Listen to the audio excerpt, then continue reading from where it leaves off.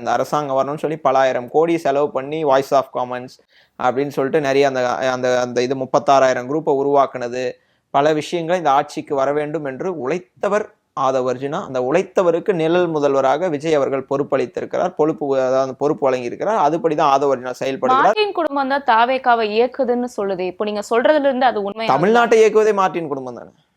தமிழ்நாட்டை இயக்குவதே மார்ட்டின் குடும்பம் தான். இன்னைக்கு மார்ட்டின் குடும்பம் தான் இன்னைக்கு தமிழ்நாட்டை ஆள்கிறது.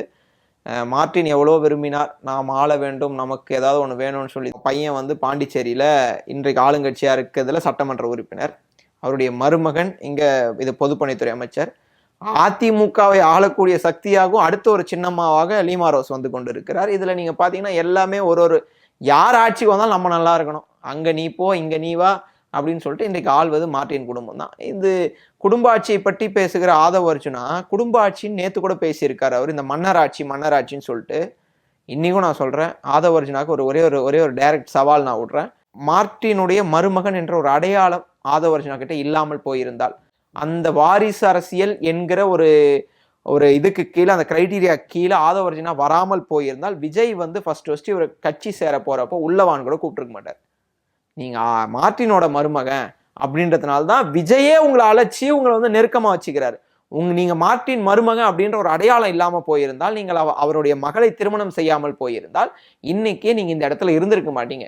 நீங்களும் வாரிசு அரசியல் தான், நீங்களும் குடும்ப அரசியல் தான். குடும்ப அரசியலை வச்சுதான் ஆதவ் அர்ஜுனா இன்னைக்கு இந்த நிலைமைக்கு வந்திருக்காரு. ஆதவ் அர்ஜுனா இவ்வளவு பேசுறீங்களே, இவ்வளவு திமுக வந்து பேசுறீங்களே, தெம்பும் திராணியும் இருந்தா உண்மையா உங்க தலைவன் மக்களுக்காக சிந்திக்கிறார், மக்களுக்காக பேசுகிறார் என்றால் ஒரு பிரஸ் மீட் அட்டன் பண்ண சொல்லுங்க. ஏன் பிரஸ்ஸை பார்த்தா ஓடுறாரு? நல்ல நாட்டுக்கு நல்லது பண்ணீங்கன்னா வந்து டிரான்ஸ்பரண்டா வந்து பேசுங்க. டெல்லி போயிட்டு வரீங்க, டெல்லிக்கு போன எந்த முதல்வரும் இதுவரையில் செய்தியாளர்களை சந்திப்பு நடத்தாமல் சென்னை திரும்பியதே இல்லை. அதுவும் வந்து ஃபர்ஸ்ட் மீட் கூட்டணி கட்சி தலைவர்களோட சந்திக்காம வராரு. விஜய் அவர்கள் முழுக்க தலைமைச் செயலகம் வராரு, கார்ல ஏறாரு, அந்த டின்ட் போட்ட கார்ல ஏறி உள்ள உட்காந்துட்டு வீட்டுக்கு போயிடுறாரு. இதுக்கு எதுக்கு சார் உங்களுக்கு? மக்களுக்கு சார், மக்கள்கிட்ட நீங்க வந்து you should convey what happening in Tamil Nadu.